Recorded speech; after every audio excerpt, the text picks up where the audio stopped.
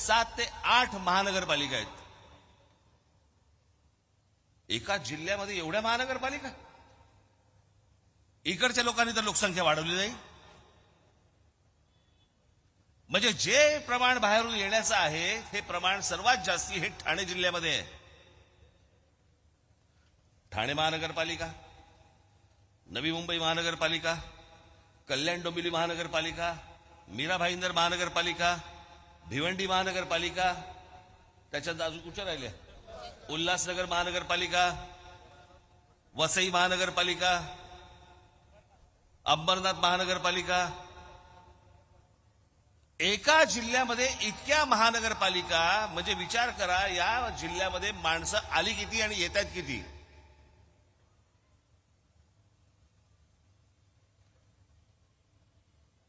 श्रीकांत शिंदे आणि नरेश म्हस्के मला तुम्हाला एवढंच फक्त सांगायचंय, हे प्रश्न तिकडे तुम्ही लोकसभेमध्ये मांडा की हे आवरा, आता आमच्यावरचा बोजा आवरा.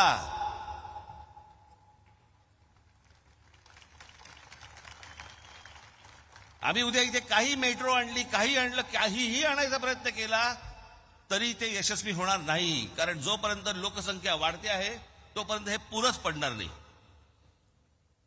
आणि ह्या सगळ्या महानगरपालिका सगळ्या विस्कटलेल्या आहेत, त्या अजून विस्कटून जाणार.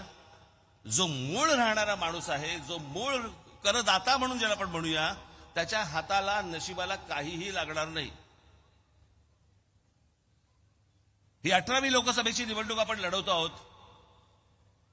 या लोकसभेच्या निवडणुका, या विधानसभेच्या निवडणुका, या महानगरपालिकांच्या निवडणुका आपण दरवेळेला कशासाठी लढवतो?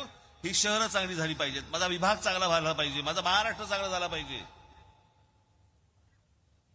पण हे जर अशा प्रकारचे जर समजा बाहेरून येणाऱ्या माणसांची जर संख्या रोजच्या रोज वाढत असेल, मग लोक म्हणणार बघा कसा संकुचित विचार. याच्यात कसला संकुचित विचार आला?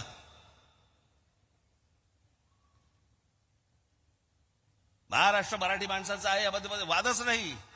पण या महाराष्ट्रामध्ये गेले अनेक वर्ष इतके अमराठी लोक राहत आहेत, जे मिळून मिसळून राहत आहेत, तेही आमचेच आहेत, महाराष्ट्रातले आहेत.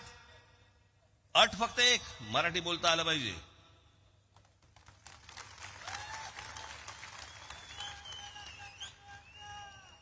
प्रत्येक राज्याची जी राजभाषा आहे ती कोणी बाहेरून कुठूनही आलात तरी तुम्हाला ती शिकली गेली पाहिजे.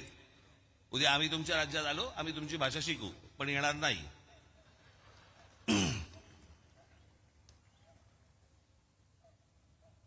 आज हे सगळे मुद्दे मी काल माझ्या सभेमध्ये मी सांगितलं की ही एकमेव पहिल्यांदा मी लोकसभेची निवडणूक बघतोय, पहिली लोकसभेची निवडणूक ज्या लोकसभेच्या निवडणुकीला विषयच नाहीये. मी परवा म्हटलं ना, मला जेव्हापासून उमज जायला लागलं राजकारण, तो काळ साधारणपणे 75चा होता. 77ची पहिली निवडणूक त्या इमर्जन्सीच्या आणीबाणीच्या विरोधातली. 80ला पुन्हा इंदिरा गांधींची लाट आली, तो विषय होता. जनता पक्षाचा पराभव झाला. 84ला इंदिराजींची हत्या झाली.